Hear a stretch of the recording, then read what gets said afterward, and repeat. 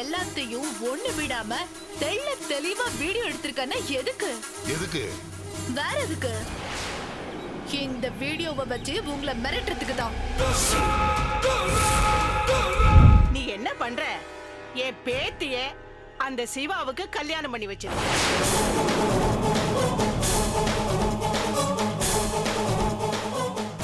அப்புறம் உன் சொத்துல சரி பாதிய என் பேத்தி ரோஜா பேர்ல எழுதி வச்சிரு.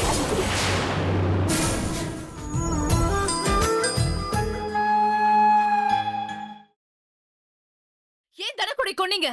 ஆமா, தனக்குடியை நான் தான் கொன்னேன்.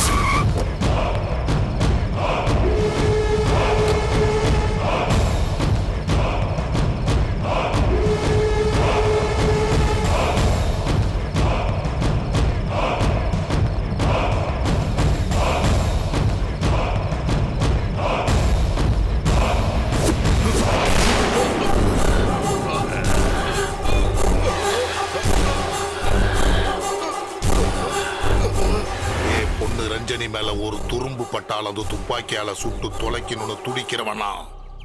ஆனா அந்த தனக்கோடி ஒரு அன்னக்காவடி. கேவலம் அந்த கிழவி வேங்கடத்தாவோட அல்லக்கை. எவ்வளவு தைரியம் இருந்தா என் பொண்ணு தூங்கிட்டு இருந்தப்போ தலையினைய முகத்துல வச்சு அமுக்கி மூச்சு திணற வச்சு கொல்ல பார்த்திருப்பான். தூக்கத்துல துடி துடிச்சு சாகறதுக்காக என் பொண்ணை இளவரசி மாதிரி நான் வளர்த்து மகாராணி மாதிரி வாழ வச்சிட்டு இருக்கேன். என் பொண்ணுதான் எனக்கு உலகம். அவ மேல நான் உயிரையே வச்சுட்டு இருக்கேன். அவளுக்கு ஒண்ணுனா நான் என் உயிரையே கொடுப்பேன். அதே மாதிரி அவளுக்கு ஒரு ஆபத்துனா எவன் உயிரை வேணாலும் எடுப்பேன். ரோடு ரோடா பிரிஞ்சு போன குடும்பத்தை பிச்சைக்கார மாதிரி தேடி திரிஞ்ச அந்த தனக்கோடி இந்த ராஜரத்னத்தோட பொண்ணை கொலை பண்ண முயற்சி பண்ணிட்டு, அதுவும் ஓட ஓட ரோட்ல துரத்தி துரத்தி கொலை பண்ண பார்த்துட்டு குடும்பத்தை தேடி கண்டுபிடிச்சதும் குடியும் குடுத்தனமா கும்மாளம் போட்டுக்கிட்டு இருப்பான். அத பாத்துக்கிட்டு இந்த ராஜரத்னம் சும்மா இருக்கணுமா? பரவாயில்லையே, தனக்கோடியை பத்தி இவ்ளோ விவரம்லாம் தெரிஞ்சு வச்சிருக்கீங்க. பழகிறவனா இருந்தாலும் விலகிறவனா இருந்தாலும் அவனுடைய 10 தலைமுறைய பக்காவா தெரிஞ்சு வச்சிருப்பான் இந்த ராஜரத்னம். அந்த தனக்கோடிய பத்தி தெரிஞ்சு வச்சுக்காமையா இருப்பேன்? அந்த தனக்கோடிய தேடி கண்டுபிடிச்சு அவனை அடிச்சு உதைச்சி கைய காலை உடைச்சி குத்தும் குலையுறமாக்கி ஏண்டா என் பொண்ணை கொல்ல பார்த்தேன்னு கேட்கணுங்கிற வெறியோட அவனை தேடி போனேன். அதிர்ஷ்டமோ அவன் துரதிர்ஷ்டமோ தேடி போனவனை வழியிலேயே பார்த்துட்டேன். அவனை பார்த்ததும் என் வெறி அதிகமாயிடுச்சு. நம்ம பொண்ணு முகத்துல தலையணைய வச்சு அமுக்கி கொல்ல பார்த்தவன் இவன் தானே தெரிஞ்ச உடனே எனக்கு ஆத்திரம் அதிகமாயிடுச்சு. அந்த வேதனை, அந்த வலி, மரண பயம் அது எப்படி இருக்கணும்னு தனக்கோடி தெரிஞ்சுக்கணும், அனுபவிக்கணும்னு முடிவு பண்ண. அவன் கழுத்துல கயிறை போட்டு இருக்குன. அவன் மூச்சு திணறி அப்படியே திக்கி திணறி துடி துடிக்கத்தை பார்த்து ரசிச்சேன். என் பொண்ணு பட்ட வேதனைய அவன் படுறத பார்த்து சந்தோஷப்பட்டேன். அவன் துடி துடிச்சு செத்தான். அப்பதான் என் ஆத்திரம் அடங்கிச்சு. அப்புறம் படத்தை அப்படியே போட்டுட்டு போனா போலீஸ் கேஸ் விசாரணை அது இதுன்னு வில்லங்கம் ஆயிடுமேன்னு மரத்துல தூக்கி தொங்க விட்டுட்டு தூக்கு போட்டுக்கிட்டு தற்கொலை பண்ணிட்ட மாதிரி செட்டப் பண்ண. தப்பு பண்ணிட்டீங்கப்பா. அவசரப்பட்ட அந்த ஆளு நீங்க எதுக்கு கொன்னீங்க? போலீஸ்ல புடிச்சு கொடுத்திருந்தா அவனை கோர்ட்ல நிறுத்தி தண்டனை வாங்கி கொடுத்திருப்பாங்கல்ல. போலீஸ் என்ன பெரிய தண்டனை வாங்கி கொடுத்துற போகுது? இது வரும் கொலை முயற்சி கேஸ் தானே, கொலை கேஸ் இல்லையே. ஜாமீன், வாய்தா, ரிமாண்டு, போலீஸ் கஸ்டடின்னு கவர்மெண்ட் செலவுல ஊரை சுத்தி பார்த்துட்டு இருப்பான். அத என்ன வேடிக்கை பார்த்து நிக்க சொல்றியா? என் பொண்ணை கொலை பண்ண பார்த்தவனுக்கு கொலை பண்றதுனா என்னன்னு தெரிய வைக்கணும். மரண பயனா என்னன்னு புரிய வைக்கணும். சாவறதுனா எப்படி இருக்கணும்னு சாக வச்சு உணர வைக்கணும்னு தான் அவனை என் கையால கழுத்தை நெரிச்சு துடிக்க துடிக்க சாகடிச்சேன்.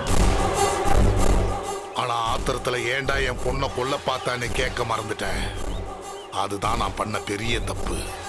அவனை கொல்றதுக்கு முன்னாடி ஏன் எதுக்குன்னு விசாரிச்சிருந்தா எல்லா விவரத்தையும் தெரிஞ்சிருக்கலாம்.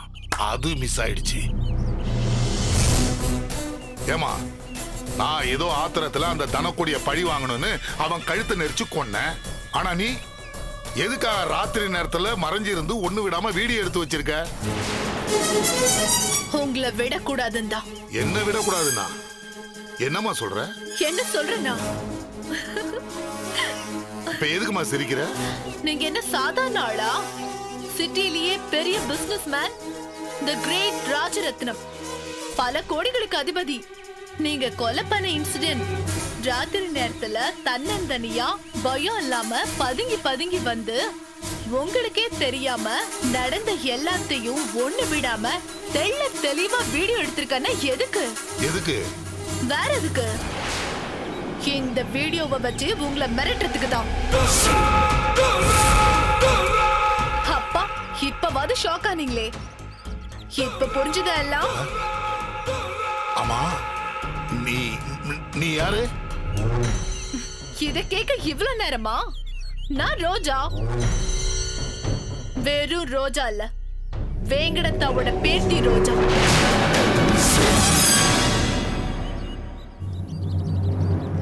வேங்கடத்தாவோட பேத்தி ரோஜாவா? ஆமா, நீங்க சூனியக்கார கிழவின்னு சொன்னீங்களே, அதே வேங்கடத்தாவோட பேத்தி தான் இந்த ரோஜா. சுருளியோட பொண்ணு நான். இதுக்கு மேல எல்லாத்தையும் பாட்டி வீட்டுல பேசிக்கலாம்.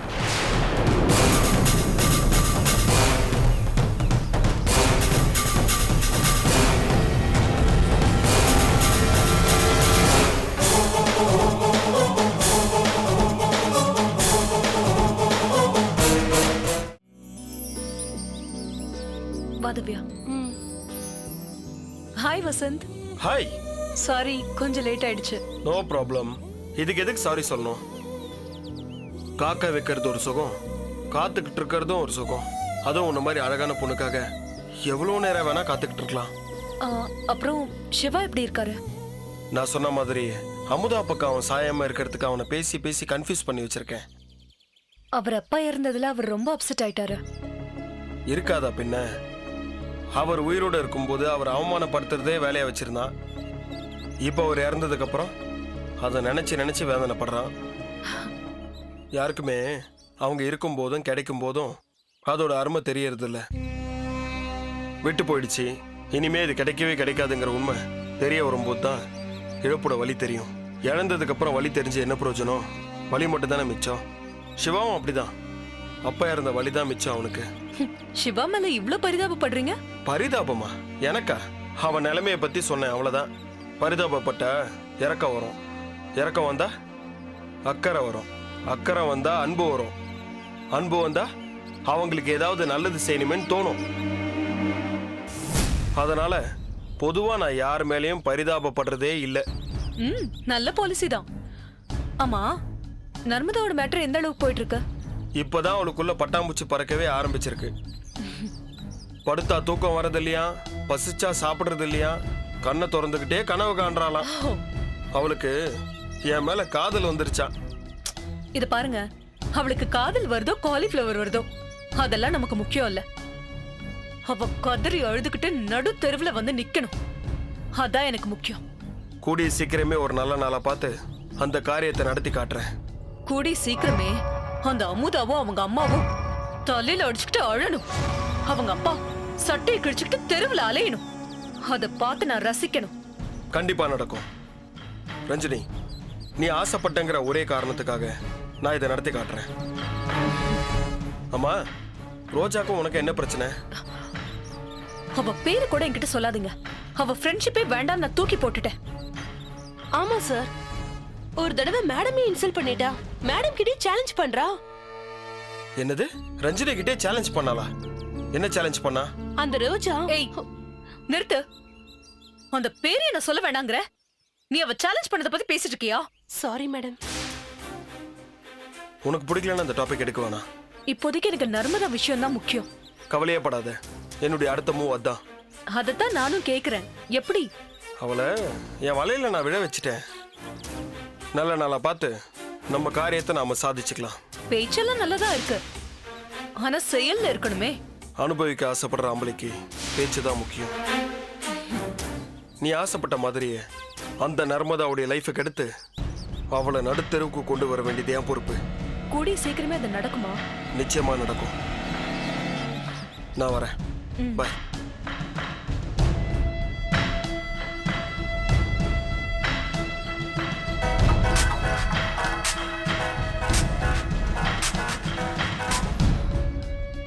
சொல்லு மோனல். என்ன ஒருத்தர் காதலிச்சு கர்ப்பமாக்கி ஏமாத்திட்டாருன்னு சொன்னல, ஆமா. அது வேற யாரும் இல்ல, வசந்த் தான். ஓ, இப்படி ஒரு கதை இருக்கா? என்கிட்ட சொல்லிட்டேல்ல, கவலை விடு. உன்னை வசந்த் கூட சேர்த்து வைக்க வேண்டியது என் பொறுப்பு. மேடம், அவரு உங்க மேல ஆசைப்பட்டு தான் என்ன கழட்டி விட்டது. நான் தான் பாத்துக்கிறேன்னு சொல்றேன்ல. மேடம், அப்புறம் அந்த நர்மதா விஷயம், அதெல்லாம் ஒரு பெரிய விஷயமே இல்ல. அது சாமி கிட்ட வேண்டிக்கிட்டு நேத்தி கடனா ஆடு கோழி எல்லாம் பலி கொடுப்பாங்கல்ல, அந்த மாதிரி தான். சிவா அமுதா கல்யாணத்தை நிறுத்த நான் நர்மதாவை பலி கொடுத்தாகணும், அவ்வளவுதான். நீ ஒன்னும் கவலைப்படாத, நான் இருக்கேன், நம்பிக்கையோடு இரு. சரிங்க மேம்.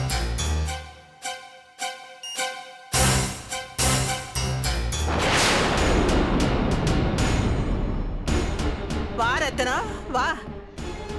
நீ எப்பவோ வருவேன்னு எதிர்பார்த்தேன், ஆனா இப்பதான் வர்ற. எப்படி வராம இருக்க முடியும்? பாத்தியா என் பேத்தி ரோஜாவ? என்னை விட பலே கில்லாடியா இருக்கால.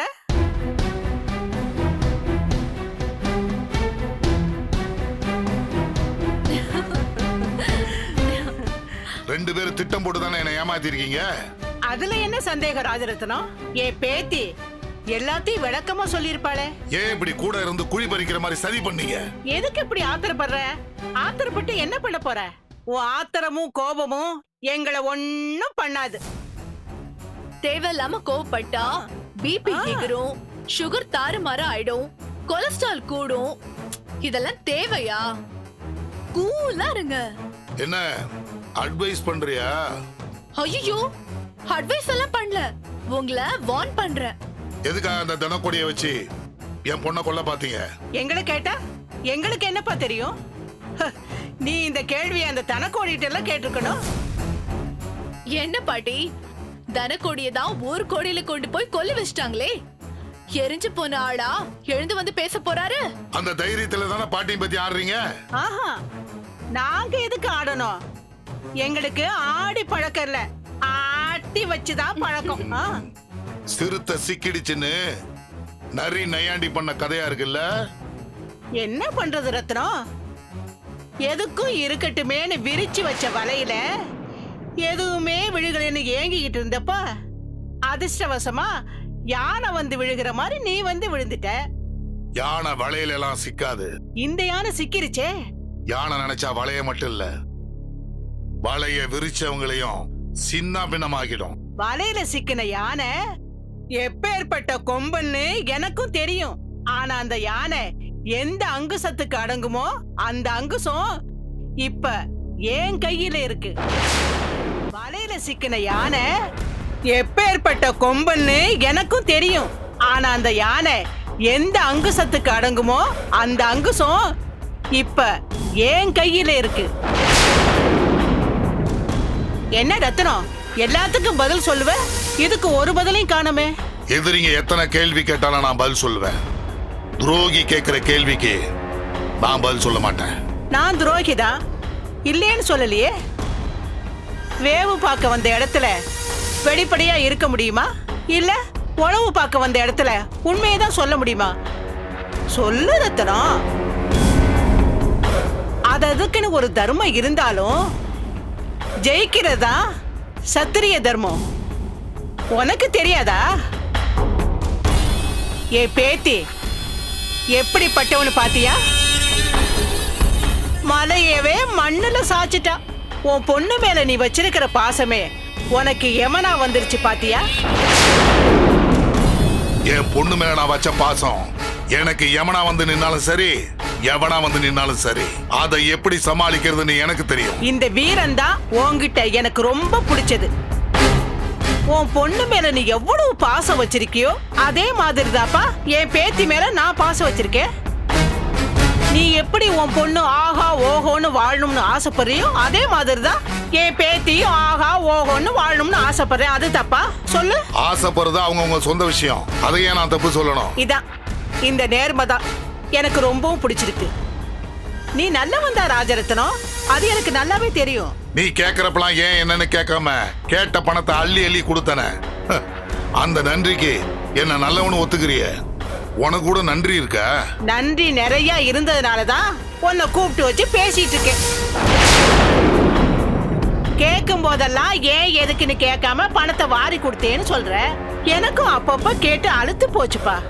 உனக்கும் கொஞ்சம் கொஞ்சமா கொடுத்து அழுத்து போயிருக்கும். இப்ப நீ என்ன சொல்ல வர? நீ வெட்டு ஒண்ணு துண்டு ரெண்டுன்னு பேசுற பத்தியா? இந்த குணம் தான் எனக்கு ரொம்ப பிடிச்சிருக்கு. சொல்றப்பா. சரி, என் பேத்திய உன் பொண்ணு மாதிரி தானே நடத்தின? ஆமா, அதுல என்ன சந்தேகம்? இனிமேலும் அதே மாதிரி நடத்திட்டு போ. யார் வேண்டான்னு சொன்னா? நீ என்ன பண்ற? என் பேத்திய அந்த சிவாவுக்கு கல்யாணம் பண்ணி வச்சிரு.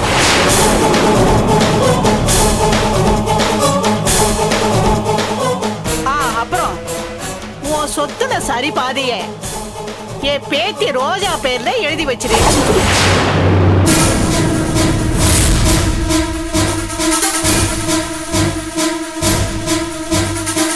எதுக்கும் அசராத நீ இப்படி அசந்து போய் நிக்கிற?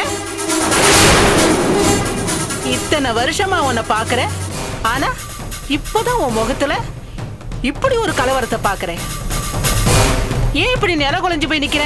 என் பொண்ணு உயிருக்கு உயிரா நேசிச்சு யார அடையணும்னு ராத்திரி பகலா அவ கஷ்டப்படுறாளோ அந்த சிவாவை நானே உன் பேத்திக்கு கல்யாணம் பண்ணி வைக்கணுமா?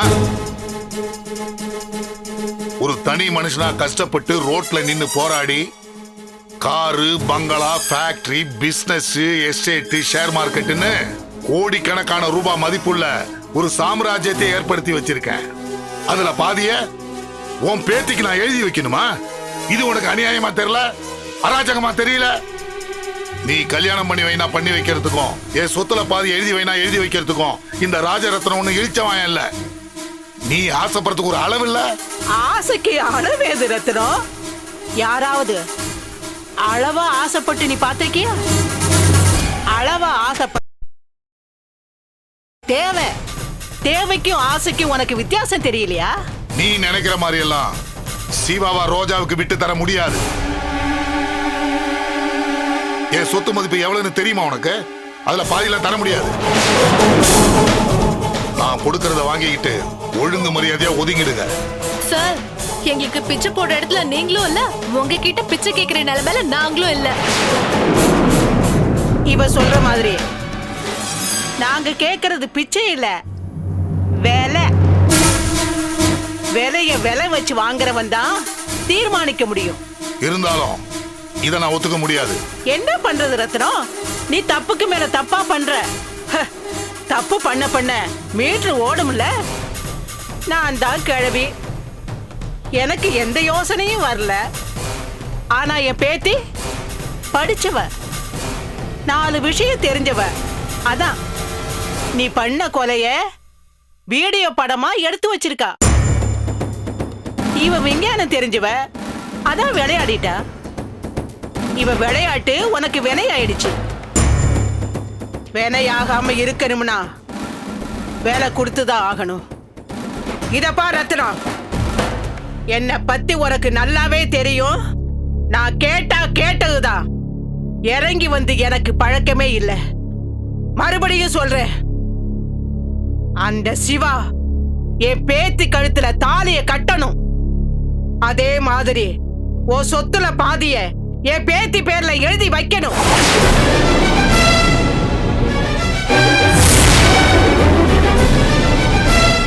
வேங்கடத்தாளின் கட்டளையை ராஜரத்தினம் நிறைவேற்ற முடியுமா?